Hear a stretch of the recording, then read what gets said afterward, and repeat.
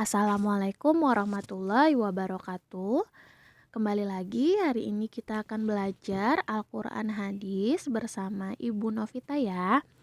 Nah, anak-anak yang soleh dan soleha, silahkan siapkan bukunya. Jangan lupa untuk selalu berdoa sebelum belajar dan untuk mencuci tangan menggunakan sabun di bawah air mengalir ya. Baik, hari ini kita belajar di bab terakhir Al-Quran Hadis di semester 1 ini. Nah, sebentar lagi kita akan melaksanakan ulangan semester ganjil di akhir November nanti ya. Nah, jadi surah Al-Lahab ini adalah materi atau bab terakhir kita di semester 1. Nah, baik, Ibu mohon kalian untuk mendengarkan materi dari Ibu. Nanti Ibu akan mengirimkan video yang menceritakan tentang surah Al-Lahab. Nah, hari ini kita akan belajar tentang surah Al-Lahab. Baik, jika sudah berdoa dan mencuci tangan, silahkan buka bukunya halaman 60. Jika sudah, yuk kita belajar surah Al-Lahab. Nah, jadi anak-anak ibu yang soleh dan soleha, apakah kalian sudah tahu dan sudah hafal surah Al-Lahab? Pasti kalian sudah pernah membaca atau mendengar ya surah Al-Lahab ini. Nah, surah Al-Lahab ini adalah surah yang menceritakan tentang pamannya Nabi Muhammad yang jahat yang bernama Abu Lahab. Nah, Abu Lahab ini memiliki sifat yang tercela. Abu Lahab sangat membenci ajaran Islam.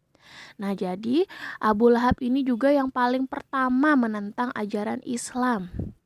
Sikapnya yang seperti itu jadi diabadikan Allah dalam Al-Quran. Nah, jadi di dalam surah Al-Lahab itu Allah menjelaskan bahwa Abu Lahab ini termasuk orang-orang yang celaka. Dia orang yang sangat kaya raya tapi tidak berguna baginya karena dia suka mencela orang lain, terutama Nabi Muhammad. Nah, jadi anak-anak ibu yang soleh dan soleha, sifat tercela ini sangat dilarang oleh agama. Allah tidak suka dengan hamba yang bersifat tercela. Nah, jadi anak-anak, surah Al-Lahab ini adalah surah yang ke-111 di dalam Al-Quran. Nah, surah Al-Lahab juga disebut dengan surah Al-Masad. Jika kalian di dalam Al-Quran atau di dalam juz amma tidak menemukan surah Al-Lahab, biasanya ada namanya surah Al-Masad. Nah, surah Al-Lahab terdiri dari 5 ayat. Surah Al-Lahab sendiri termasuk dalam surah Makkiyah. Surah Makkiyah ini adalah surah yang diturunkan di kota Makkah.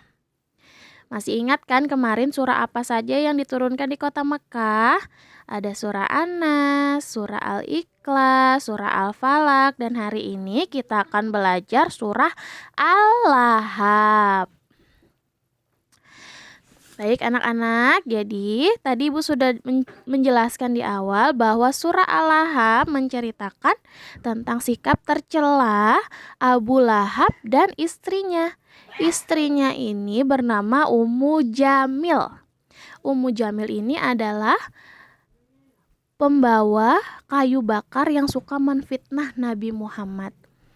Nah, surah Al-Lahab juga menceritakan tentang akibat perbuatan fitnahnya Ummu Jamil.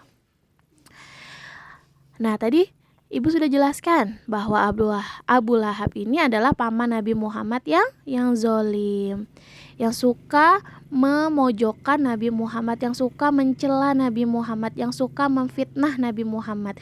Jadi Abu Lahab dan istrinya adalah sebenarnya saudaranya Nabi Muhammad, tapi dia tidak suka dengan Nabi Muhammad.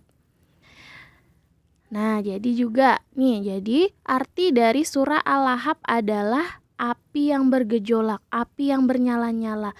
Nah, apa sih Bu maksudnya api yang bergejolak, api yang menyala-nyala? Nah, jadi Abu Lahab dan istrinya ini sudah dipastikan Allah untuk masuk neraka. Dimasukkan oleh Allah dalam api yang menyala-nyala, api yang bergejolak. Nah, anak-anak Ibu, Nanti kita baca sama-sama surah Al-Lahab-nya ya. Nah, Abu Lahab dan istrinya memiliki sifat yang tercela. Abu Lahab dan istrinya selalu menentang dakwah Nabi Muhammad Sallallahu Alaihi Wasallam.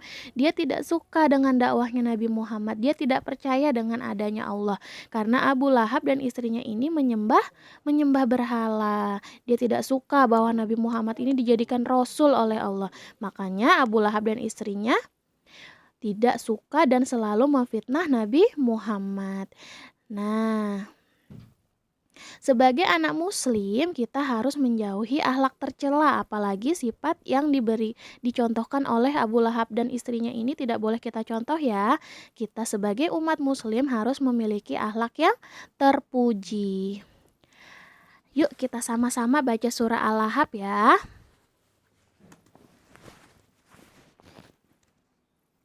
A'udzu billahi minasy syaithanir rajim. Bismillahirrahmanirrahim. Tabbat yada abi lahabin wa tabb. Ma aghna anhu maluhu wa ma kasab. Sayasla naran zata lahab. Wa imra'atuhu hammalatal hatab. Fi jidha hablum min masad.